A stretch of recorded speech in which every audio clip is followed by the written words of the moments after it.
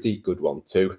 And of course, the good news just keeps on coming with a potential deal for a centre-back before that transfer deadline. More on that with Theo Squires in just a little while. Joining me, as I say, is Theo Squires to talk through the action, I should say. Theo, a big win for Liverpool tonight, I think, after a big win against Spurs. It was a big week for Liverpool, ahead of another big week for Liverpool.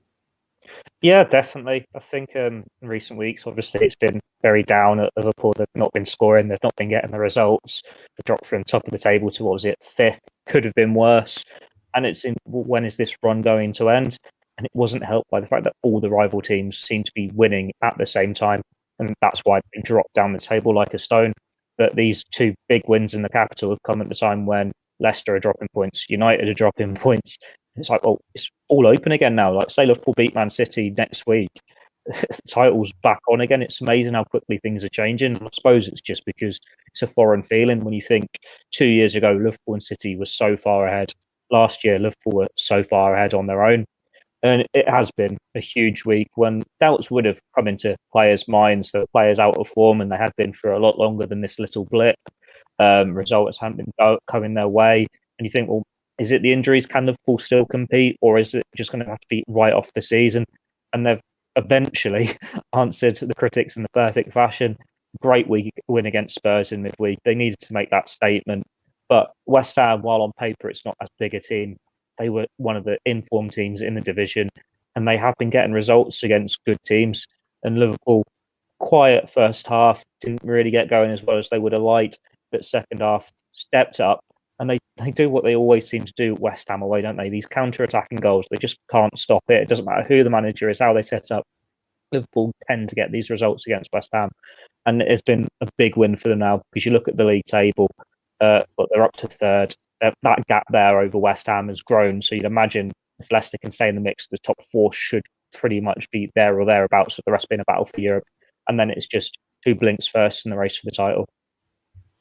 Yeah, of course, as Leicester, as you say, lost earlier in the day to Leeds. Obviously, Manchester United have dropped points recently. It felt like a big opportunity to sort of capitalise. But going into that game, there was a few fears, I think, with the Liverpool team sheet. Obviously, Sadio Mane has a minor injury. We expect it won't keep him out for too long, possibly might be back for Brighton midweek.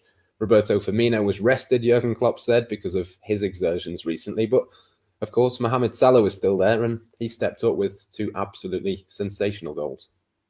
Yeah, it's one where you're not surprised when Liverpool get injuries now, are you? There just seems to be a new one or two every single week, and you're just hoping that it's only a short-term thing.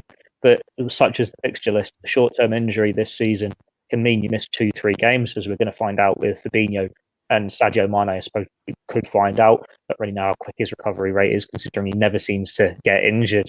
But Mohamed Salah, it's been a tough few weeks for him, to the extent that people think whenever he doesn't score for a few games, the critics are on him so much harder than they are anyone else.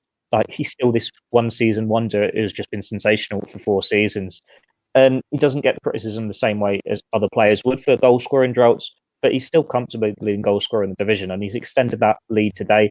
They're both two brilliant goals from him, aren't they? It's what you expect when he's one-on-one. He takes such a good touch and then just glances it into the corner, or when he's cut inside and bends it in the top corner. It's what we expect from Mohamed Salah.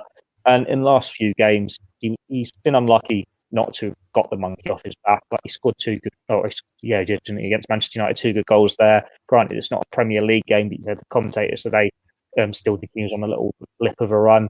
And then he did, didn't he? This dodgy handball against Roberto Firmino. He's unlucky that didn't count, but he's well on track for another golden boot, and could be one of his best goal scoring seasons for Liverpool. If he keeps this up, they are going to be right in with the shout, right in the reckoning at the end of the season, no matter who's playing centre back, no matter what other injuries they have.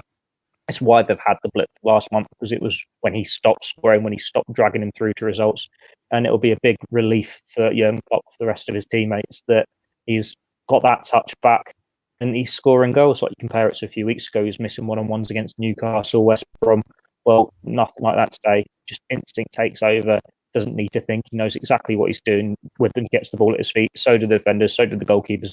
Just can't stop him. He's world class. Yeah, two fantastic goals for Mohamed Salah. The third one wasn't bad either, of course. Alex Oxlade-Chamberlain off the bench, he was involved. Firmino off the bench as well. And finished, of course, by Gini Wijnaldum. We all know how important he's been for Liverpool this season. But again, it was just another reminder, wasn't it? In that number 6 position, alongside James Milner and Thiago Alcantara, he just looked absolutely sensational once again. Yeah, he does, and it's one of those where Liverpool have to weigh up: do they tie him down to this new contract or not? Do they give him what he wants? I think for what we're hearing, the negotiations behind the scenes, there is just that stalemate of whether Liverpool can get over the line and whether they think he's worth what he thinks he's worth. And obviously, so at the moment, it looks like he'll probably leave at the end of the season. But he's been a fantastic servant for Liverpool in all these positions over the years. You think it'd be very easy for a player to get frustrated, especially when they go away on international duty, as he does with the Netherlands, and just tears it up as a number 10, scoring goals and assists left, right, and centre. And he's had to sacrifice himself a bit for Liverpool. But he's got the trophies, doesn't he? He's got the medals. And it doesn't matter where Jurgen Klopp plays him, he does a job. I don't think it's coincidence that since he's been put back into the number 6 role, that's when Liverpool's form has picked up. But when he's a number 6, he does like to get forward occasionally as well. He probably should score more goals for Liverpool. Doesn't really get the opportunities much for the role he plays, and you'd like to see him a bit more domineering in matches. But when he gets the opportunity, there he is. A simple finish, and there was never any doubt that he was going to score. Just looking up now, it's repeated now on Sky. But it was also good to see the players involved in the move, wasn't it? Like Roberto Firmino in midweek, we were saying that this was a big performance from him to get back on the score sheet. It was what you expect from him when he's had his own issues, when he's not been in form. Like the fact he's only on the pitch, 20 minutes, if that, and he's got an assist. He's looking sharp. And Oxlade-Chamberlain, it's not been his season. He's had his injury issues. He's just not getting the opportunities in the team. It could potentially be just the whole setup. You think he's an attacking midfielder. He likes to get forward, but Liverpool, without Virgil van Dijk, without Joe Gomez, they need more protection for that defence, so it's a more conservative option. When he has played, it's been on the right or on the left, centrally in those more attacking positions, which we know he doesn't like. He wants to be a central midfielder. But for him to come on and have an impact, it's certainly more than he's done recently. And hopefully that can give him a bit of confidence, give him a boost. And the game's coming thick and fast, as we always say. There will be more starting opportunities for him to kickstart on for the rest of the season. Yeah, there certainly will be. Just before we go on to that possible transfer deal, a quick word on Thiago Alcantara as well. You mentioned Sky Sports there. There was a little bit of sort of discourse within the commentary that he was slowing Liverpool down, and we've heard that a couple of times. But I thought, again, he showed he was a real key part of that midfield, as I say, alongside Gini Wijnaldum, who was brilliant, and James Milner once again. It's the narrative of football, isn't it? It's the same thing can happen in the game, no matter what, and it just depends on the result and how it's portrayed. Like Thiago Alcantara, when Liverpool are winning, is one of the best playmakers in the world. He can look up and pick out any player on that pitch, no matter how far away they are, with ease. He can speed the game up. He can slow it down. He can run through the defences, and you're in awe at him. He is a joy to watch. But then when Liverpool are struggling to break down defences because teams have got 10 men behind the ball, or he's picking out the front three and they're not scoring for whatever reason, he's ruining Liverpool's style. He's slowing it down. The reason the bodies are back is because he's taking too long to pick these passes. So it's very unfair on him. Liverpool, it has been a changing style for them with him in the team, but then that's why he was brought in, because it was all about the fullbacks before, and they wanted that variety. They wanted that proper playmaker, and they just so happened to manage to get the perfect deal for one of the best ones in the world. And you think, well, it's not been an easy season for him, has it? Like, he came on at half time against Chelsea against 10 men, and he was crunched in the Merseyside derby, out for however long. He had coronavirus as well for a spell. He's learning a new style of football. Like, the Premier League is the fastest in the world. It's more physical. He might have been able to be a number 6 in Germany in the Bundesliga for the best team comfortably in the Bundesliga with Bayern, but it's not a role that's really going to suit him in England in the Premier League. And he's had to adjust to that. And it's at a time when the best centre-back in the world is not behind him. And Liverpool have had all these other injuries. It's been a shrewd decision from Jurgen Klopp to play him more as an 8 rather than the 6. And I think that's why we're seeing more from him now. He's not getting caught on the ball as much, and he can get forward more.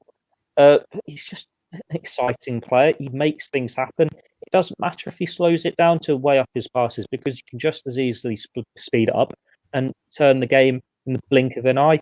There is a reason why people are so in awe whenever he passes the ball, just because one of the few players that can pick out any pass on that pitch. It's Paul Scholes. If you think back 10, 15 years ago, it was the same about him. Whenever he sprayed a pass, you just in awe at it. And Thiago has that ability. Once he settles in more with Liverpool, they have more players back from injury and they're in form, which they seem to be now. You've got the front three scoring again. You are just going to see him contribute more and more. It was always going to take time. It's just on circumstances that it's taken a bit longer than anyone would have liked.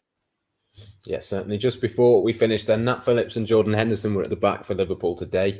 It does look, there's lots of reports out there about Ben Davies of Preston North End. I'm sure plenty of people watching along will be interested in that. Some rumours about a £2 million bid, but you've been digging into it and you've got the latest for us on a possibility. Of course, the 11 p.m. deadline tomorrow is what Liverpool have to do something before.